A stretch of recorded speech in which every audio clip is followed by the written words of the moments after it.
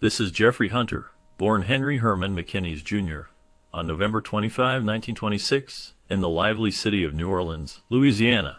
His upbringing in such a culturally rich environment likely sparked his passion for the arts. As he grew older, he ventured to different parts of the country, where his career began to take shape. Hunter's early work included roles in theater, which helped him hone his craft.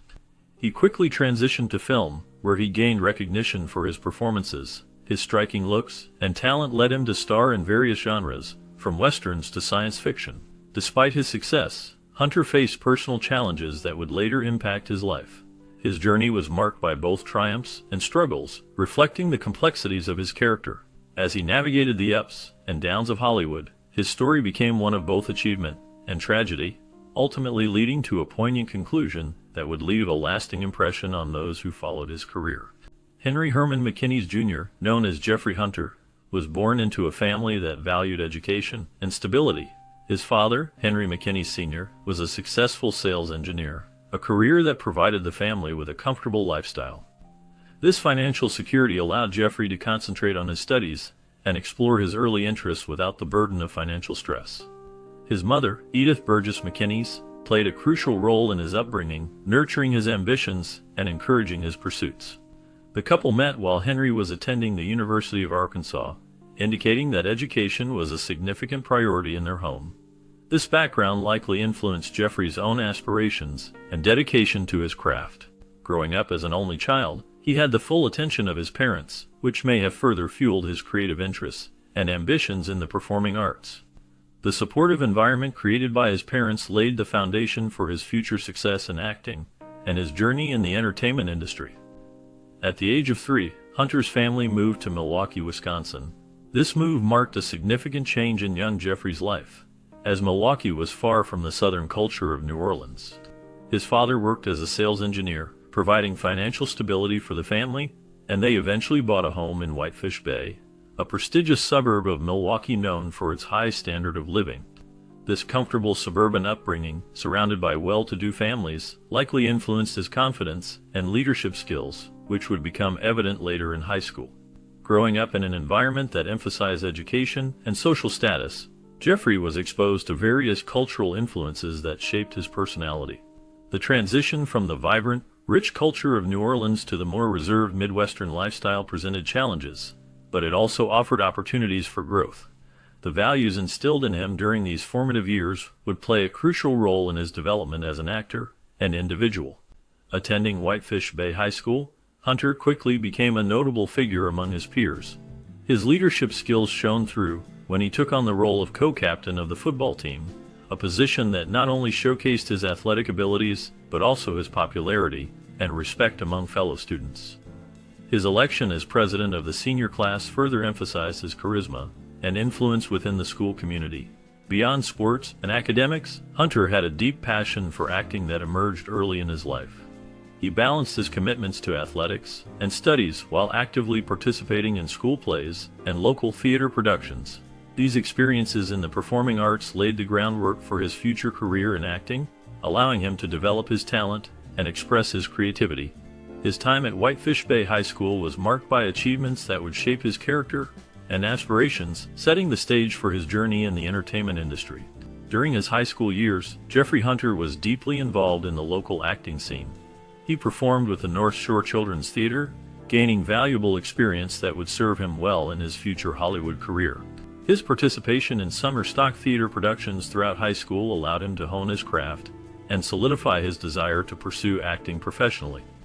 It was during this time that he earned his first paycheck from a radio station, WTMJ, for his work in a wartime radio series called Those Who Serve. This early recognition of his talent gave him the confidence to continue pursuing acting. The skills he developed during these formative years laid a strong foundation for his later success in the entertainment industry. His dedication and passion for acting were evident, and these experiences shaped his future endeavors in Hollywood. The local theater scene provided him with opportunities to explore different roles and styles, further enhancing his abilities as a performer. After graduating from high school, Hunter made the decision to enlist in the Navy, a choice that reflected both his sense of duty and the times in which he lived, as World War II was still ongoing. He was trained at the Great Lakes Naval Station in Illinois, where he underwent rigorous training that prepared him for the challenges ahead.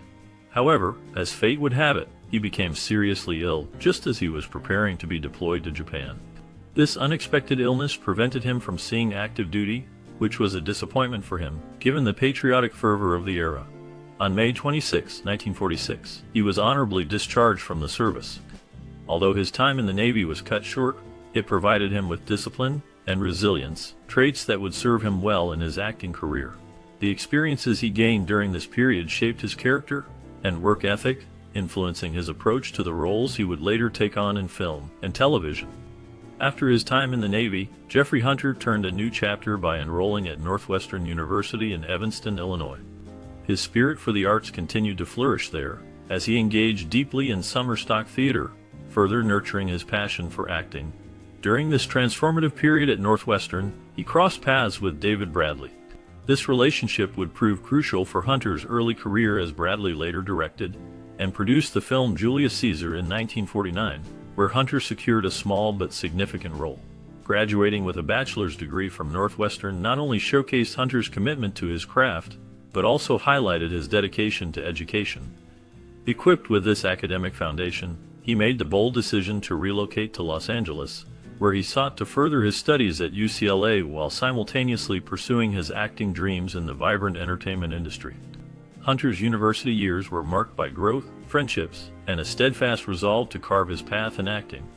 While performing in a school production of All My Sons at UCLA in 1950, Jeffrey Hunter caught the eye of talent scouts from both Paramount and 20th Century Fox.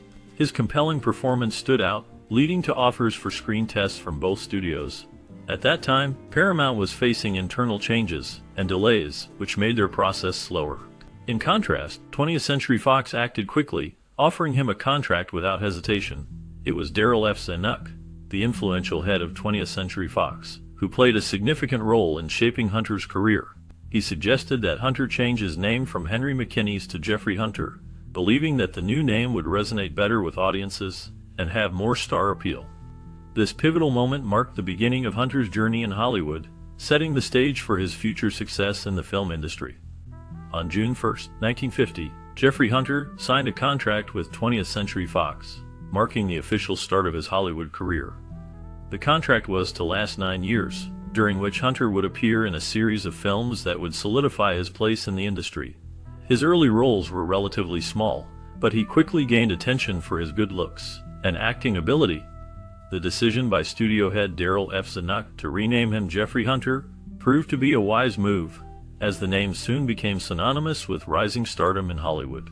Hunter's breakthrough came not long after his contract signing, when he was cast in notable films that showcased his talent. His performances began to draw audiences, and he became a recognizable face in the film industry. As he continued to work with talented directors and actors, Hunter's reputation grew, and he became known for his versatility and charm on screen. This period marked the beginning of a promising career that would see him take on a variety of roles, further establishing his legacy in cinema. In 1952, Hunter's career began to ascend when he was cast in Red Skies of Montana, a film that marked a turning point in his professional life.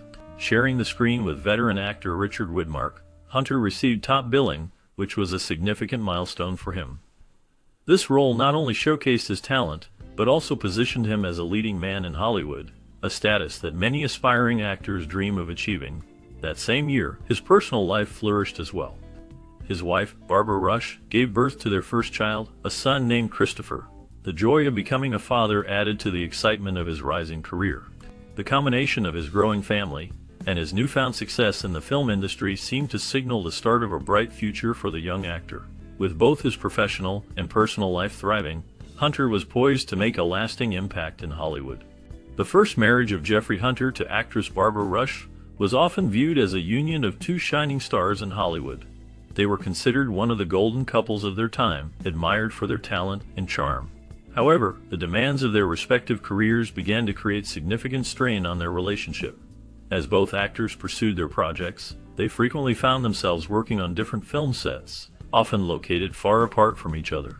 This separation took a toll on their marriage, leading to feelings of loneliness and disconnect. By 1955, the couple decided to separate, and their divorce was finalized shortly thereafter.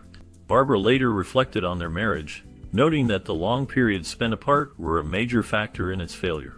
During these times, their son Christopher was cared for by his grandmother, highlighting the challenges faced by families in the entertainment industry. Despite the end of their marriage, both Hunter and Rush continued to thrive in their careers, yet the pressures of Hollywood left a lasting impact on their family life. In 1956, Jeffrey Hunter's career took a monumental leap forward when he was cast as Martin Pauly in John Ford's Western classic The Searchers. Starring alongside John Wayne, Hunter portrayed the adopted nephew of Wayne's character, Ethan Edwards, in the epic story of a man's quest to find his kidnapped niece, played by Natalie Wood. The Searchers would go on to become one of the most celebrated films in Hollywood history, and Hunter's performance was widely praised. His character, Martin, is a complex figure who grapples with issues of identity and loyalty throughout the film. The dynamic between Hunter and Wayne added depth to the narrative, showcasing the tension and camaraderie between their characters. This role cemented Hunter's status as a major star in Hollywood and opened the door to even more prominent roles in the years to come. His work in The Searchers remains a significant part of his legacy, illustrating his talent and the impact he had on the film industry. In 1957, Jeffrey Hunter met Joan Bartlett, a talented stunt rider, while working on the film A Kiss Before Dying. Their connection was immediate, and by July of that same year, they had tied the knot. This marriage marked a new chapter in Hunter's life, as he embraced the role of a stepfather to Joan's son, Steele, from her previous marriage. The couple soon welcomed their own child, a son named Todd, in 1959. Hunter was known for being a devoted father and husband, often striving to balance the demands of his film career with the joys of family life.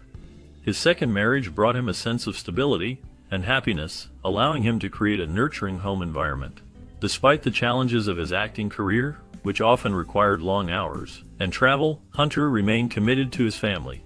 This dedication to his loved ones was a significant aspect of his life, shaping his identity beyond the silver screen. Throughout the late 1950s and early 1960s, Hunter continued to land leading roles in major films. One of his most notable roles came in 1961, when he was cast as Jesus Christ in the biblical epic King of Kings. Despite being 33 years old at the time, Hunter was often criticized for being too young to play the role, but his performance was largely well received. His portrayal brought a fresh perspective to the character, showcasing both the humanity and divinity of Jesus. In 1962, Hunter appeared in another high-profile film, The Longest Day, a World War II epic that featured an ensemble cast, including John Wayne. This film highlighted his ability to work alongside some of the biggest names in Hollywood, further establishing his reputation as a versatile and talented actor.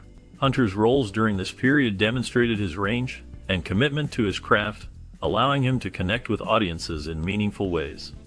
His performances left a lasting impact on the film industry and contributed to his legacy as a respected actor. In 1963, Jeffrey Hunter made a significant shift in his career by moving to television. He signed a contract with Warner Brothers to star in the NBC Western series Temple Houston. This show featured Hunter in the role of a lawyer who was also the son of the famous Sam Houston, a prominent figure in Texas history. The series ran for a total of 30 episodes and showcased Hunter's talent in a new medium. His co-star was Jack Elam, a well-known character actor recognized for his roles in various westerns. Although Temple Houston was short-lived, it provided Hunter with a steady income of $5,000 per episode. This was particularly important for him during a time when his film career was experiencing a slowdown. The series kept him in the public eye and allowed him to continue showcasing his acting skills, even as he navigated the challenges of a changing entertainment landscape. The collaboration with Elam also added a layer of camaraderie to the production, making it a memorable experience for both actors. Hunter's transition to television marked an important chapter in his career, allowing him to reach audiences in a different way and maintain his presence in the industry. In 1966, Jeffrey Hunter was given the opportunity to take on a role that would become iconic in television history. He was cast as Captain Christopher Pike, the original captain of the USS Enterprise, in the first pilot episode of Star Trek. This pilot, titled The Cage, showcased a vision of the future filled with adventure, exploration, and complex moral dilemmas. Hunter's portrayal of Pike was marked by a strong presence and a sense of authority, setting the stage for the series that would follow. The pilot was well received, demonstrating the potential of the Star Trek franchise. However, despite the success of the pilot, Hunter ultimately chose not to continue with the series when it was picked up. This decision led to the casting of William Shatner as Captain James T. Kirk, who would go on to become one of the most recognizable figures in science fiction.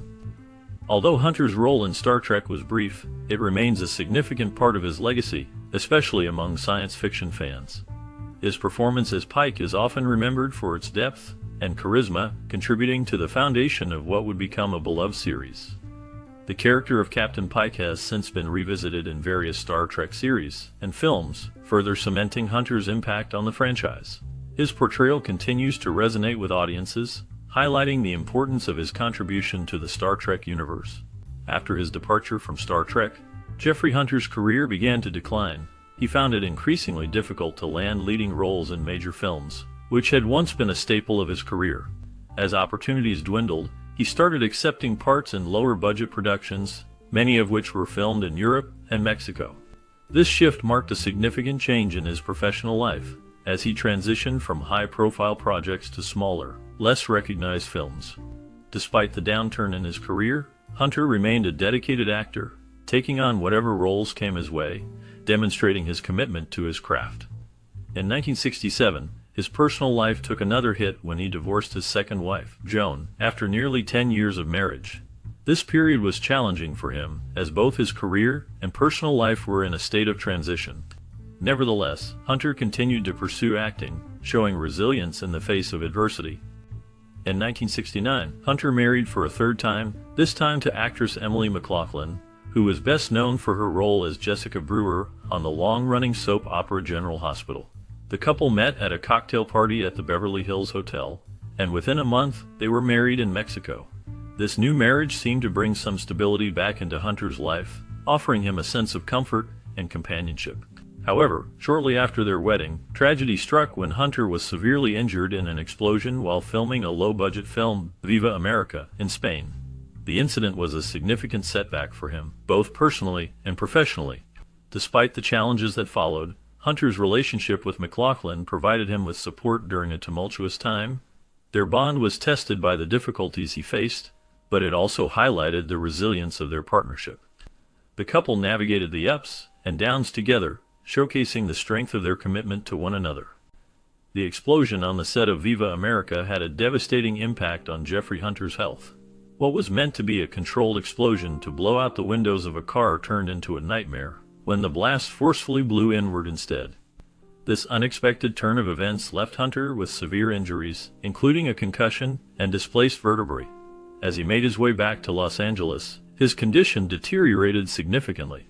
During the flight, he went into shock and found it difficult to move, a clear sign of the trauma his body had endured.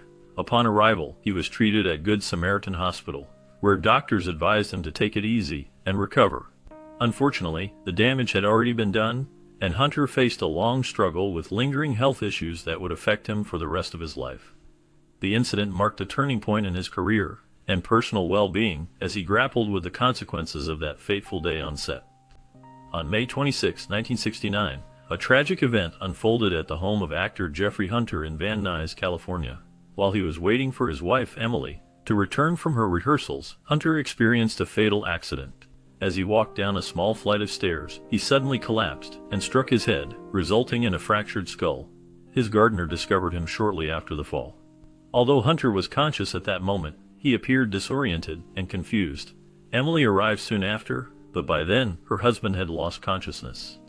The urgency of the situation led to Hunter being rushed to the hospital, where medical staff performed surgery to relieve the pressure on his brain. Unfortunately, the intervention came too late. The next morning, Jeffrey Hunter passed away due to complications from a brain hemorrhage. This sudden loss shocked his family, friends, and fans, marking a sorrowful chapter in the world of entertainment.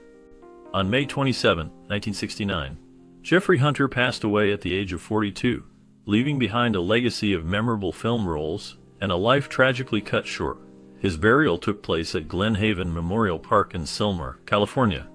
Hunter's death marked the end of a career that had seen both great success and significant challenges. He is perhaps best remembered for his iconic role in The Searchers, where he showcased his talent and charisma. However, his body of work spanned a variety of genres, including drama, science fiction, and westerns, which highlighted his versatility as an actor. Throughout his career, he worked with notable directors and shared the screen with many famous actors of his time. His early death left many wondering what more he could have achieved had he lived longer. Fans and colleagues alike mourned the loss of a gifted performer whose potential was never fully realized. The impact of his work continues to resonate, reminding audiences of the talent that was lost too soon.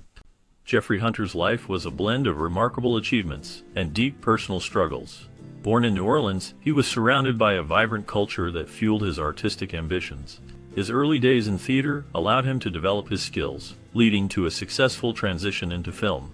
Hunter became known for his captivating performances across various genres, including westerns and science fiction. However, despite his on-screen success, he faced significant challenges off-screen.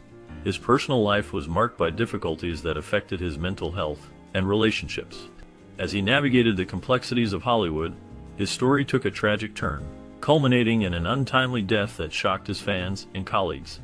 Hunter's legacy remains a poignant reminder of the highs and lows of fame, leaving an indelible mark on the film industry and those who admired his work. His journey continues to resonate, illustrating the fragile nature of success and the human experience.